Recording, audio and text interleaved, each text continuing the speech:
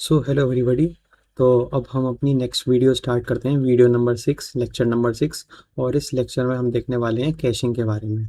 ठीक है, इस लेक्चर में हम डीप डाइव करेंगे कैशिंग में। अगर मैं आपको एक हाई लेवल पे बताता हूँ कि कैशिंग का मतलब क्या होता है और कैशे क्या होता है, तो सिंपल सा मतलब ये है कि आप लोग को याद होगा कि पिछली वीडियो में हमने देखा था कि अगर यूज़र ने कुछ डेटा की रिक्वेस्ट करी है तो जो हमारा वेब सर्वर है वो डेटाबेस के पास रीड क्वेरी करेगा और वहाँ से डेटा उठा के यूज़र को प्रोवाइड कर देगा। सिंपल सी बात है।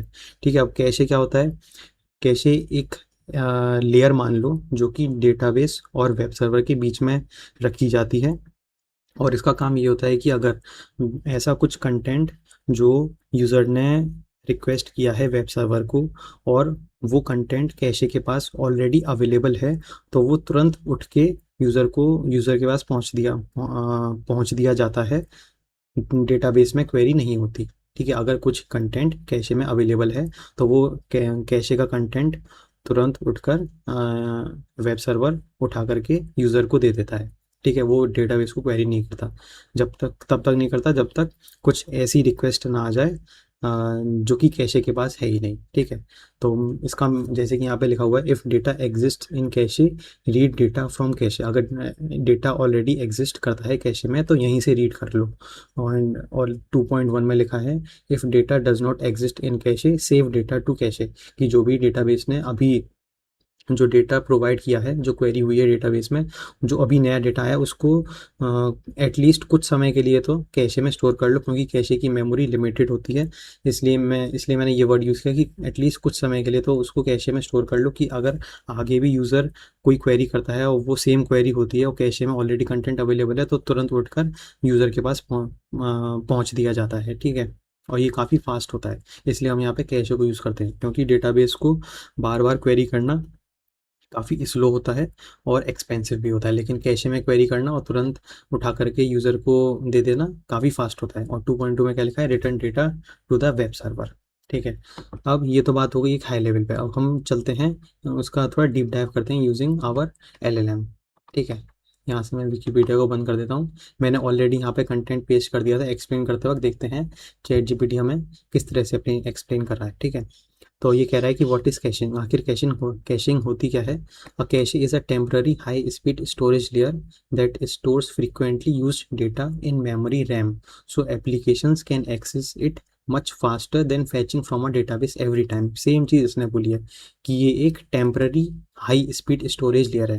ठीक है, ये एक टेम्पररी है, मतलब कि कुछ समय के लिए ही डेटा, जो पर्टिकुलर डेटा है वो कुछ समय के लिए ही कैशे में स्टोर होता है। फिर जैसी उसकी मेमोरी बढ़ जाती है तो जो पुराना डेटा होता है उसको हम डिलीट करते जाते हैं और नए डेटा को उसमें ऐड करते जाते हैं। इसलिए इसने टेम्पररी बोला है। और हाई स्पीड है कि कैशे से उठा कर यूज़र को प्रोवाइड करना डेटा बहुत जल्दी हो जाता है, बहुत फास्ट तरीके से हो जाता है।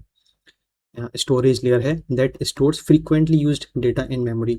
कि अगर कोई एक यूज़र है जो बार बार एक पर्टिकुलर गेट रिक्वेस्ट कर रहा है तो उसको हम कैशे में स्टोर करके रख लेते हैं। फॉर एग्जांपल इसका एग्जांपल ये है कि जैसे लीड कोड, अगर मैं लीड कोड पे चलता हूँ, ठीक है, तो लीड कोड पर एक पर्टिकुलर वेबसाइट है, एक पर्टिकुलर राउट है जिस पे अगर यूज़र लीड कोड पर आया है तो वो उस साइट पर तो आएगा ही आएगा।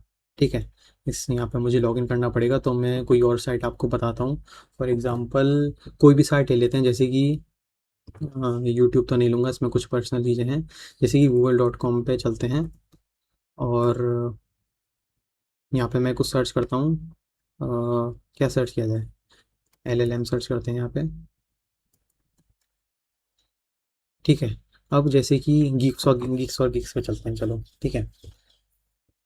अब नॉर्मली अगर कोई यूज़र है वो गीक्स पर आया है तो वो सबसे पहले किस पेज पर जाने का ट्राई करेगा? वो सबसे पहले जाने का ट्राई करेगा प्रैक्टिस पेज पे। कि मान लो अगर कोई यूज़र है उसको क्वेश्चंस लगाने पसंद है, ठीक है, तो वो कॉन्टेस्ट पेज पे जाने का सबसे पहले ट्राई करेगा। ठीक है, तो जो कॉन्टेस्ट पेज होगा वो उसके लिए उसकी कैशे में चला जाएगा और हमेशा कैशे में रहेगा, क्योंकि ये जो पर्टिकुलर यूज़र ए है ये कॉन्टेस्ट के पेज को बार बार एक्सेस कर रहा है। तो इसके इस वाले डेटा को कैशे में स्टोर करके रख लो, जिससे कि अगली बार जब भी वो आए तो हम तुरंत उठा करके कैशे से उस यूज़र के पास भेज दें, हमें फिर से डेटाबेस में क्वेरी ना करनी पड़े।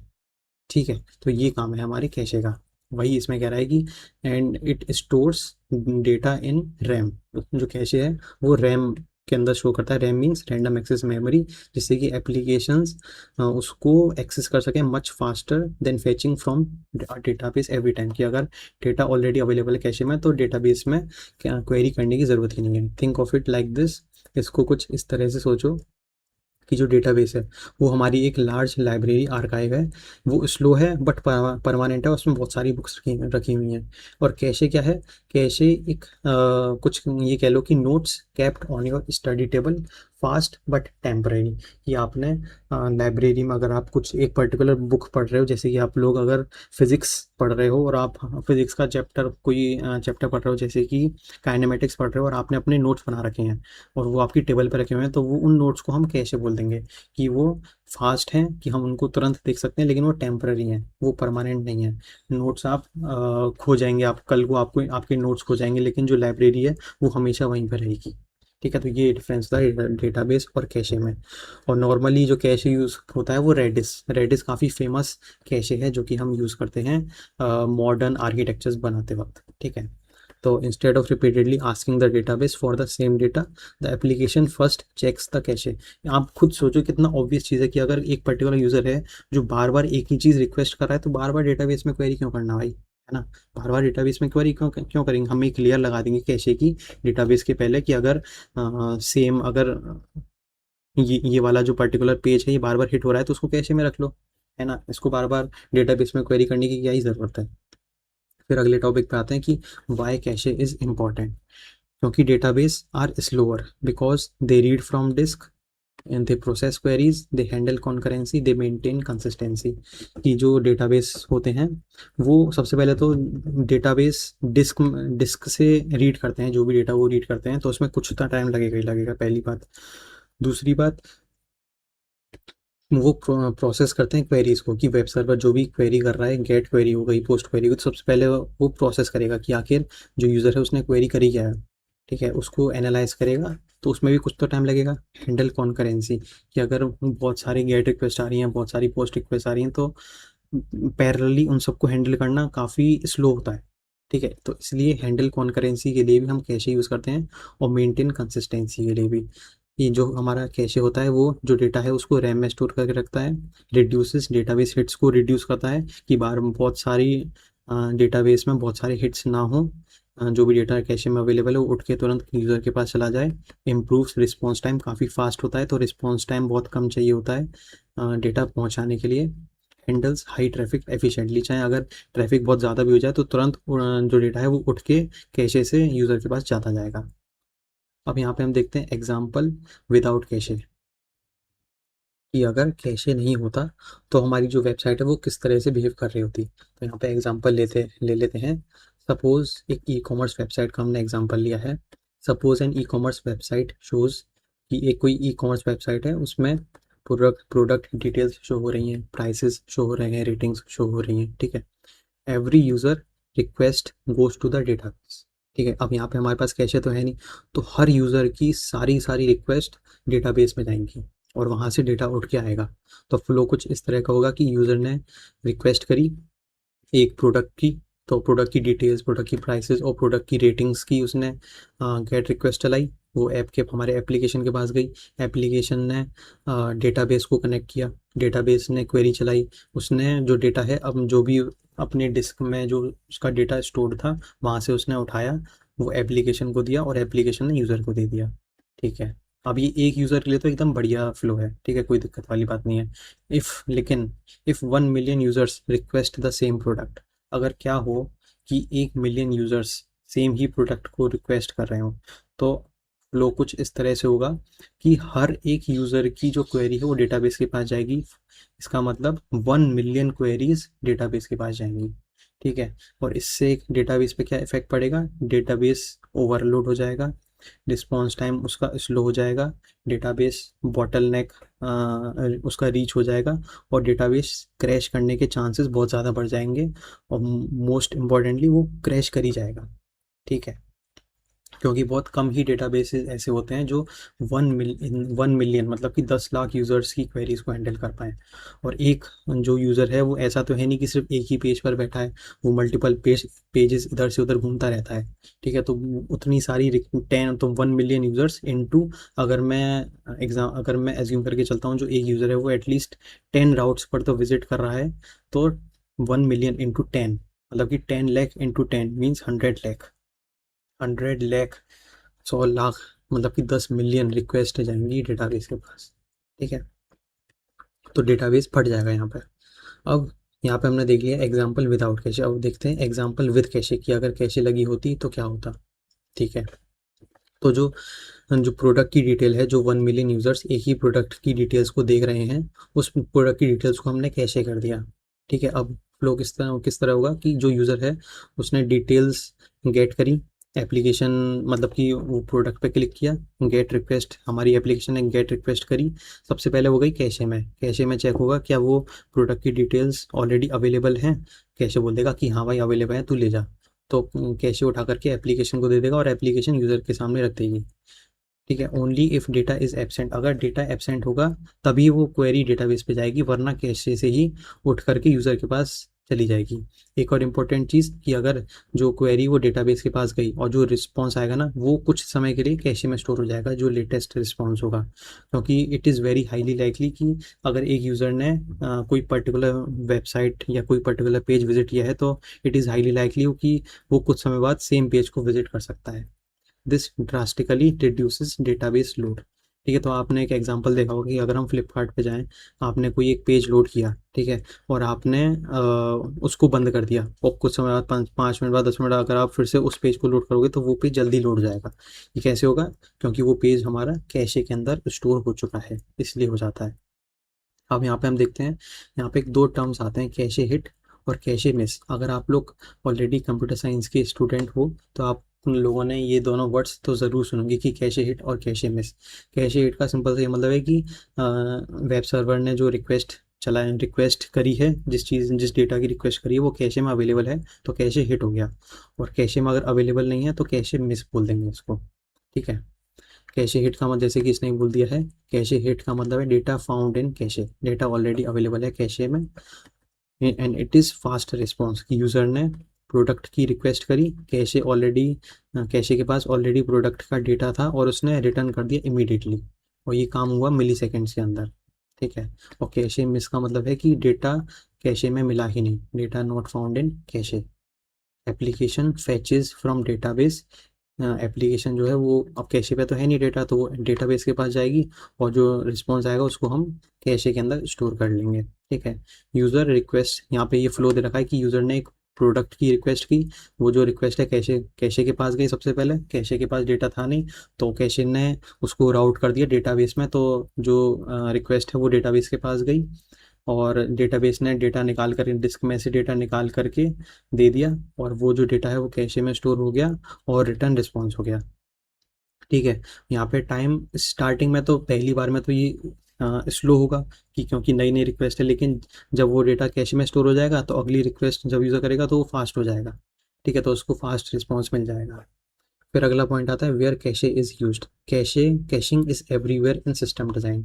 ठीक है, तो हमें कैशे या कैशिंग जो कॉन्सेप्ट है उसको कहाँ कहाँ यूज़ करना चाहिए, तो ये बोल रहा है कि कैशिंग हम हर जगह यूज़ कर सकते हैं सिस्टम डिज़ाइन में। फॉर एग्जांपल यूट्यूब में वीडियो का मेटा डेटा, यहाँ पे हम कैशे को यूज़ कर सकते हैं कि अगर एक पर्टिकुलर पर्सन है उसने एक वीडियो खोली, जो बाकी का जो वीडियो का डेटा होता है जैसे कि डिस्क्रिप्शन हो गए या फिर टाइटल हो गया या फिर नंबर ऑफ लाइक्स, ठीक है, तो वो सब चीज़ें मेटा डेटा में आ जाती हैं, तो वो कैशे में स्टोर हो जाता है कि अगर यूज़र फिर से उस वीडियो पे आता है तो कैशे हिट हो जाएगा और फिर से वही मेटा डेटा कैशे से उठ के यूज़र को दिखा दिया जाएगा। उसके बाद इंस्टाग्राम में फीड पोस्ट्स, ठीक है, फीड पोस्ट भी कैशे के अंदर स्टोर हो जाती हैं। नेटफ्लिक्स में ट्रेंडिंग मूवीज़, उसको हम कैशे में स्टोर करते हैं, क्योंकि जैसे यूज़र नेटफ्लिक्स .in या .com पे जाता है तो सबसे पहले उसको जो होम पेज है वहाँ पे ट्रेंडिंग मूवीज़ दिखी होती हैं। ठीक है, तो वो एकदम तुरंत आ जाती हैं, ऐसा नहीं है कि टाइम लगाती हैं, वो जो सारी सारी मूवीज़ हैं तुरंत लिस्ट हो जाती हैं नेटफ्लिक्स में। और ये कैसे हो पाती हैं, कैशे, जो जादू है इसके पीछे वो कैशे और कुछ नहीं है। क्योंकि जो ट्रेंडिंग मूवीज़ हैं वो नेटफ्लिक्स वालों ने कैशे में स्टोर करके रखी हैं। अमेज़न में भी प्रोडक्ट पेजेस इनको कैशे में स्टोर करके रखते हैं। गूगल में जो सर्च रिजल्ट्स होते हैं उनको कैशे में स्टोर करके रखा जाता है कि अगर मैं यहाँ पे गूगल में google.com अगर मैं यहाँ पे सर्च करता हूँ LLM तो ये तुरंत आ जाएगा, क्योंकि जो ये रिसर्च रिजल्ट्स हैं ये कैशे में स्टोर्ड हैं। ठीक है, अगर अब जैसे मैंने यहाँ पे LLM सर्च किया तो ये आ गया। अब मैं यहाँ पे फिर से LLM सर्च करता हूँ और देख आप टाइम लगाना कि कितनी देर में आ जाता है। यहाँ पे और तुरंत आ गया एकदम खट से, है ना। और अगर मैं स्मॉल लैंग्वेज मॉडल लिखता हूँ SLM तो इसने एटलीस्ट मिली सेकेंड टाइम ज़्यादा लिया, लेकिन इससे इससे तो स्लो था, क्योंकि हम LLM को पहले भी विजिट कर चुके हैं तो वो कैशे में स्टोर हो गया था। लेकिन SLM वैसे LLM इसको हमने स्टोर नहीं किया था, उसने थोड़ा मिली सेकेंड टाइम ज़्यादा लिया। ठीक है। और बैंकिंग ऐप्स में जो यूज़र सेशन आते हैं, यूज़र सेशन होते हैं, इसको भी हम कैशे में स्टोर करके रखते हैं। ठीक है। अब अगला आता है टाइप्स ऑफ कैशिंग। तो यहाँ पे मैंने बीच में एक छोटा सा कट लगाया, क्योंकि मैंने देखा कि जो चैट जीपीटी है वो काफ़ी जो हमने टेक्स्ट दिया था इससे काफ़ी ज़्यादा डाइवर्ट हो रहा था। लेकिन हम चाहते हैं हम हमारा जो स्कोप है वो स्कोप यही है, वो अभी इस बुक में जो इस गाइड में या इस वेबसाइट पे जो जो दिया है उसको अच्छे से समझना, वो अभी हमारा स्कोप है। ठीक है। उससे बाहर जाना, जैसे कि कितने तरह की कैशिंग होती हैं, अगर वो बाद में इस गाइड में यही लोग बताएंगे। ठीक है। तो जैसे कि हम डबल डबल चीज़ों को ना समझ लें, इसलिए मैंने उसको थोड़ा कट कर दिया और मैंने फिर से ये कंटेंट निकलवाया है। ठीक है। तो अब जैसे यहाँ तक तो हमने देख लिया था कि कैशिंग क्या होती है, मेन गोल ऑफ कैशिंग। ठीक है, ये हमने यूज़ केस नहीं देखे थे, तो ये देख लेते हैं।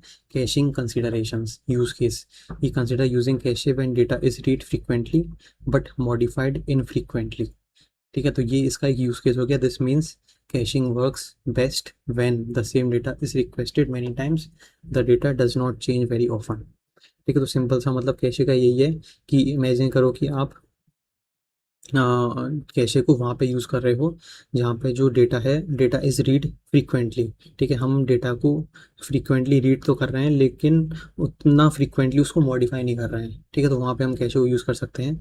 और कैशिंग कब काम करती है एकदम बढ़िया, वहाँ पर जहाँ पर जो सेम डेटा है उसी को हम बार बार रिक्वेस्ट कर रहे हैं।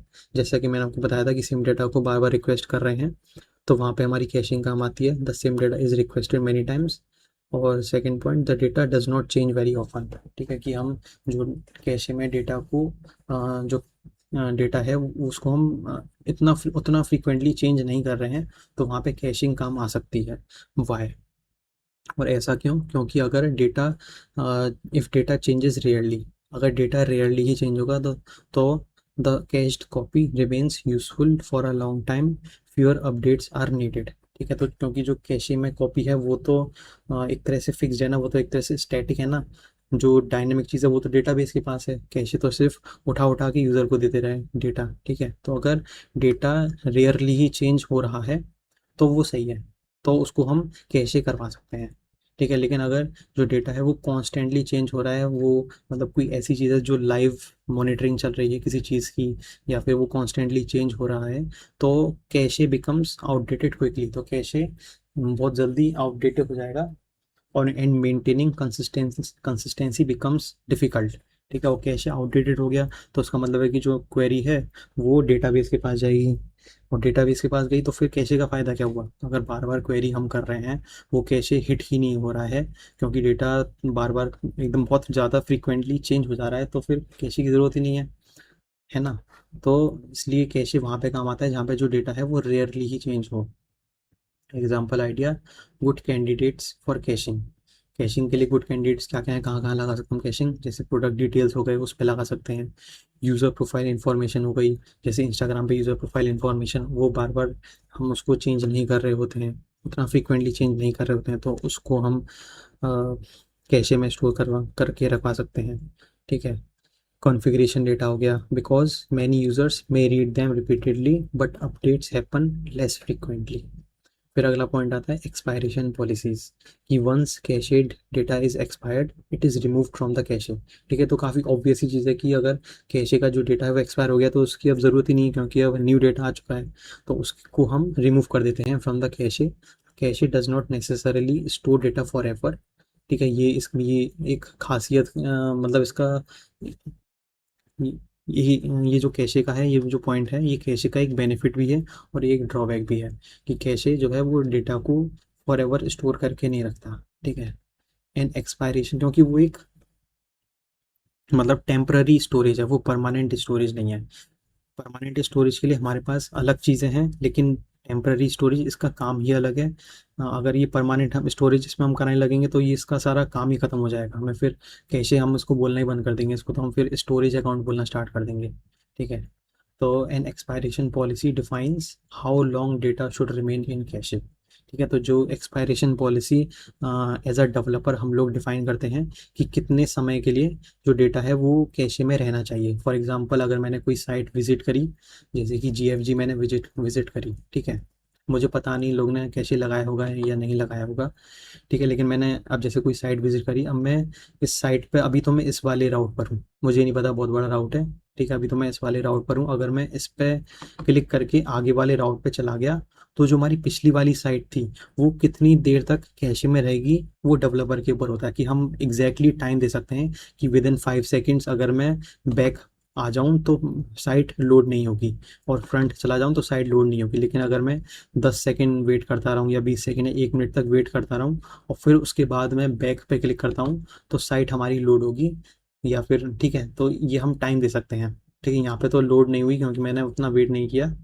ठीक है, तो ये काम होता है हमारा कैशे का, ये काम होता है हमारा एक्सपायरेशन पॉलिसी का, जो कि डिफाइन करती है कि डेटा कितनी देर तक कैशे में रहना चाहिए, क्योंकि एक्सपायरेशन होने के बाद जो आइटम है वो रिमूव कर दिया जाता है। And future request must fetch fresh data from the database again. ठीक है, जो फ्यूचर रिक्वेस्ट है उनको फ्रेश डेटा फिर से डेटाबेस से फेच करना होता है। अगर एक्सपायरेशन पॉलिसी नहीं होती, when there is no expiration policy, cached data will be stored in the memory permanently. कि अगर हम कुछ एक्सपायरेशन पॉलिसी ही नहीं लगाते, एक्सपायरेशन टाइम ही नहीं देते, तो जो डेटा है कैशे में वो परमानेंटली उसमें रहता ना, वो फिर वो डेटाबेस से फ्रेश डेटा क्यों फेच करेगा, है ना। तो वही चीज़ है, this means cached data stays for ever unless manually removed.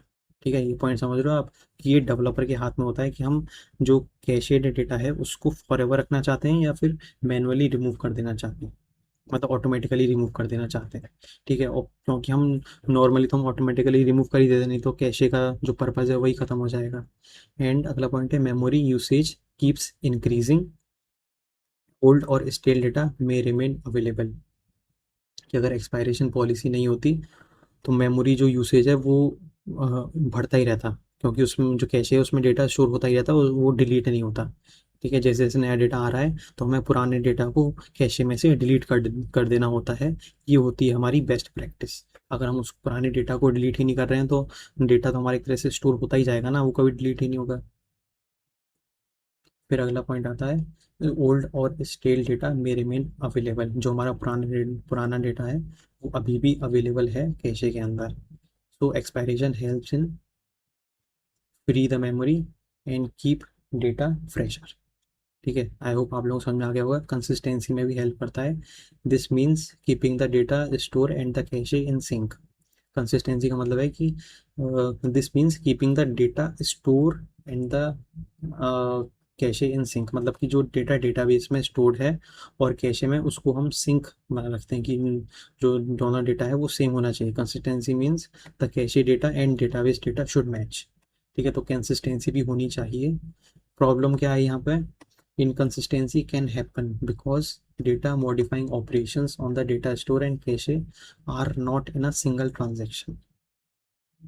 अब इसका मतलब क्या हुआ, ये कह रहा है कि इनकंसिस्टेंसी आ सकती है, कैन हैपन, क्योंकि बिकॉज डेटा मॉडिफाइंग ऑपरेशंस, जो डेटा मॉडिफाइंग ऑपरेशंस हैं, जैसे कि हम पुराने डेटा को डिलीट करके नया डेटा डेटाबेस से फैच करके कैश में स्टोर कर रहे हैं।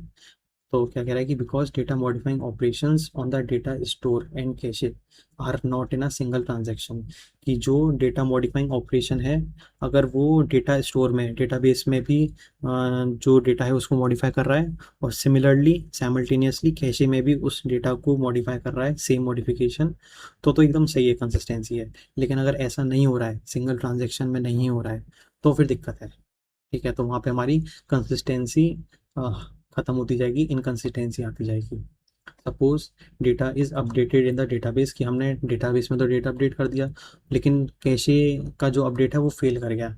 ठीक है, मतलब कुछ भी टेक्निकल ग्लिच हो गया, या फिर रिक्वेस्ट नहीं जा पाई, या कोई भी कारण की वजह से कैशे में अपडेट नहीं हुआ, तो नाउ डेटाबेस के पास तो न्यू डेटा है, लेकिन कैशे के पास ओल्ड डेटा है।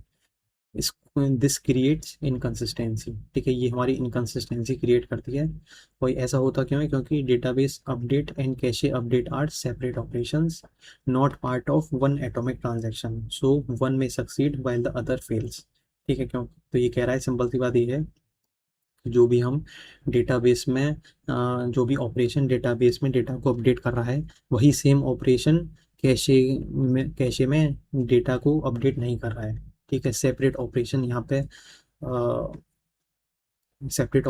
पे एग्जिस्ट करते हैं, जो कि डेटाबेस के अंदर डेटा को अपडेट कर रहे हैं और कैशे में भी डेटा को अपडेट कर रहे हैं, and those are not part of one atomic transaction, so one may succeed while the other fails. फिर यहाँ पे आ जाते हैं मिटिगेटिंग फेलियर्स, कि a single cache server represents a potential single point of failure. Single cache server है वो represent करता है potential single point of failure. If there is only one cache server and it crashes, cache becomes unavailable, system performance may degrade, request fall back to the database. This is called a single point of failure. तो simple सा बस ये यही कह रहा है कि अगर हमारे पास सिर्फ एक ही कैशे है, एक ही कैशे सर्वर है, और वो क्रैश कर जाता है, तो अब तो कुछ कैशे है नहीं, है ना? मतलब अब तो कुछ कैशे बचा नहीं ना वहाँ पे, तो कैशे करने के लिए मेमोरी ही नहीं है, तो जो सिस्टम है उसकी परफॉर्मेंस डिग्रेड हो जाएगी। तो जो बार बार जो फ्रीक्वेंटली रिपीटेड रिक्वेस्ट हैं, वो बार बार फिर डेटाबेस को हिट करेंगी, कैशे को हिट कर ही नहीं पाएंगी। Request fall back to the database. ठीक है, जो रिक्वेस्ट वो जो फॉल बैक है वो हमारा फिर डेटाबेस ही है। इसको कहते हैं सिंगल पॉइंट ऑफ फेलियर। तो इसलिए अ, हम लोग क्या करते हैं, सिर्फ एक कैशे सर्वर बना के नहीं रखते, हम मल्टीपल कैशे सर्वर बना के रखते हैं, कि अगर एक फेल हो जाए तो एटलीस्ट दूसरा तो बैठा ही है। या फिर ऐसा भी कर सकते हैं कि अगर एक फेल हो जाए तो ऑटोमेटिकली दूसरा स्पिन अप हो जाए। इसका सॉल्यूशन इन्होंने क्या बताया कि multiple cache servers across different data centers are recommended to avoid SPOF single point of failure. जैसा कि मैंने आपको बोला कि एक कैशे सर्वर यूज़ करने के बजाय हम मल्टीपल कैशे सर्वर्स को यूज़ कर सकते हैं अक्रॉस डिफरेंट डेटा सेंटर्स। ठीक है, to avoid single point of failure. अब क्या करें कि using multiple cache servers provide redundancy provide करते हैं, बेटर अवेलेबिलिटी प्रोवाइड करते हैं, कि अगर एक कैशे सर्वर फेल हो भी गया तो दूसरा बैठा है, दूसरा फेल हो गया तो तीसरा बैठा है, तीसरा फेल हो गया तो चौथा बैठा है। फॉल्ट टॉलरेंस भी प्रोवाइड करते हैं। If one cache server fails, others can continue serving requests. फिर एविक्टिंग पॉलिसीज आ जाती है। ठीक है, ये अभी हमने देखा ही था। Once cache is full, items need to be evicted to free up memory. उसके लिए हम एविक्शन पॉलिसीज टाइमिंग लगा सकते हैं कि 6 सेकेंड में, 10 सेकेंड में, कितनी देर बाद जो हमारा डेटा है वो हमको डिलीट करना है। फिर कैशे मेमोरी इज लिमिटेड। ठीक है, when cache becomes full, some items must be removed, this process is called eviction. ठीक है, तो आई होप ये तो आप लोगों को एकदम बढ़िया से क्लियर होगा। आगे चलते हैं। फिर उन्होंने एल के बारे में बताया, least recently used. L is the most popular cache eviction policy. ठीक है, अगर आप लोगों ने एल के बारे में पढ़ा होगा, और नॉर्मली ऑपरेटिंग सिस्टम में पढ़ाया जाता है एल के बारे में, लेकिन हम यहाँ पे भी देख लेते हैं कि एक हाई लेवल पिक्चर तो ले ही लेते हैं कि एल क्या कहता है। एल बोलता है कि L removes the data that has not been used recently. मतलब कि जो सबसे लीस्ट रिसेंटली यूज्ड है। फॉर एग्जांपल, हमारे पास 5 पेज हैं, ठीक है, और जो यूज़र और एक यूज़र ए है। यूज़र ए पेज 1 को रिक्वेस्ट किया, पेज 2 को किया, पेज 3 को किया, पेज 4 को किया, पेज 5 को किया। ठीक है, लाइन से उसने पाँचों पेज को रिक्वेस्ट किया। फिर उसको पता चला कि जो उसका काम का कंटेंट है वो सिर्फ पेज 4 और पेज 5 में ही है। उसको पेज 1 के पास तो जाना ही नहीं है, और कभी कभी वो पेज 2 और पेज 3 पे जा सकता है। उसके पास पेज 1 पे तो वो जा ही नहीं रहा, बहुत कम, मतलब कि एकदम ना के बराबर ही जा रहा है। तो एल कहता है कि उसको निकाल दो, कैशे में से उसको निकाल दो। The data that has not been use recently, जिस भी पेज को हमने रिसेंटली बहुत समय से यूज़ नहीं किया है उसको रिमूव कर दो। आइडिया ये है कि frequently use data should stay. जो बहुत ज़्यादा फ्रीक्वेंटली हिट पेजेस हैं उनको स्टोर करके रखो, और जो रेयरली यूज डेटा है उसको रिमूव कर दो। This helps keep the most useful data in memory. ठीक है, फिर इसने लास्ट में एक ओवरऑल फ्लो बता दिया है कि एप्लीकेशन जो है वो रिक्वेस्ट करती है डेटा को, अगर कैशे में एग्जिस्ट करता है डेटा, इफ उसके बाद चेक सबसे पहले कैशे में होता है, ठीक है, कैशे इज चेक्ड फर्स्ट। अगर डेटा एग्जिस्ट करता है कैशे में तो वो तुरंत रिटर्न हो जाता है इमीडिएटली, फास्ट तरीके से। और अगर डेटा एग्जिस्ट ही नहीं करता कैशे में तो सबसे पहले जो डेटा है वो डेटाबेस से फेच किया जाता है, उसको हम स्टोर कराते हैं कैशे में, और उसके बाद वो रिटर्न हो जाता है एप्लीकेशन को। This reduces repeated database access and improves performance. ठीक है, तो आई होप आप लोगों को ये जो कैशे का कंसेप्ट है ये काफ़ी अच्छे से समझ में आ गया होगा। एक हाई लेवल पिक्चर हमने ली है, हमने कुछ कोड नहीं किया, बहुत ज़्यादा डीप में नहीं गए, लेकिन एक हाई लेवल पिक्चर हमने ले ली है कि कैशिंग क्या होती है, इसका पर्पस क्या है, इसका सिग्निफिकेंस क्या है, इसके बेनिफिट्स क्या हैं, इसके ड्रॉबैक्स क्या हैं, और इन इसके कुछ इंपॉर्टेंट पॉइंट्स वो भी सब हमने देख लिए। ठीक है, तो एक बार हम यहाँ पर आके एक बार हम पढ़ भी लेते हैं कि इन्होंने क्या लिख रखा है यहाँ पे। A cache stores frequently accessed data in memory to reduce database load. The cache tier is a temporary data store layer which much faster than the database. ठीक है, ये तो अब तो ऑब्वियस ही चीज़ हो गई, अब तो हमने सब कुछ बढ़िया से समझ लिया। फिर caching considerations, use cases, consider using cache when data is read frequently but modified infrequently. ठीक है, ये भी हमने देख लिया था कि कैशे हम वहाँ पे यूज़ करेंगे जहाँ पे डेटा को हम फ्रीक्वेंटली रीड कर रहे हैं लेकिन बहुत ज़्यादा फ्रीक्वेंटली मॉडिफाई नहीं कर रहे हैं। एक्सपायरेशन पॉलिसीज हमें लगानी पड़ेंगी कैशे में। Once cached data is expired, it is removed from the cache. When there is no expiration policy, cached data will be stored in the memory permanently. ठीक है, वो परमानेंटली स्टोर हो जाएगा cache के अंदर। ठीक है, तो ये हमें फिर एक्सपायरेशन पॉलिसीज लगानी ही पड़ती हैं, जिससे कि हम पुराने डेटा को डिलीट करते जाएं और नए डेटा को स्टोर करवाते जाएं। ठीक है, consistency, this means keeping the data store and the cache in sync. ठीक है, जो डेटा स्टोर में प्रेजेंट है वही डेटा अगर कैशे में भी प्रेजेंट है तो हम उसको बोल देंगे कि हाँ, हमारा जो सिस्टम है वो कंसिस्टेंट है, हमारा दोनों डेटा स्टोर और कैशे दोनों इन सिंक है। Inconsistency can happen because data modifying operations on the data store and cache are not in a single transaction. Single transaction में आपको बताऊँ, यहाँ पे सिंगल ट्रांजेक्शन आप ऐसे समझ सकते हो कि एक operation modifying operation data store में हुआ, ठीक है, वो एक ट्रांजैक्शन हो गया। दूसरा ट्रांजैक्शन एक मॉडिफाइंग ऑपरेशन कैशे में हुआ और वो फेल कर गया। ठीक है, तो ये दो ट्रांजैक्शन है। अगर ये सिर्फ एक सेम ट्रांजैक्शन में होते कि modifying data in data store and modifying data in cache, both अगर सेम ट्रांजैक्शन में होते तो यहाँ पे हम कह सकते थे कि इस चीज़ को हमने हैंडल कर लिया है। क्यों? क्योंकि अगर उनमें से उन दोनों मॉडिफाइंग ऑपरेशंस में से एक भी ऑपरेशन फेल हो जाता तो हम पूरे के पूरे ट्रांजैक्शन को रोल बैक कर देते कि जो डेटाबेस है वो भी पुरानी स्टेट में आ गया और जो कैश है वो तो पुरानी स्टेट में है ही।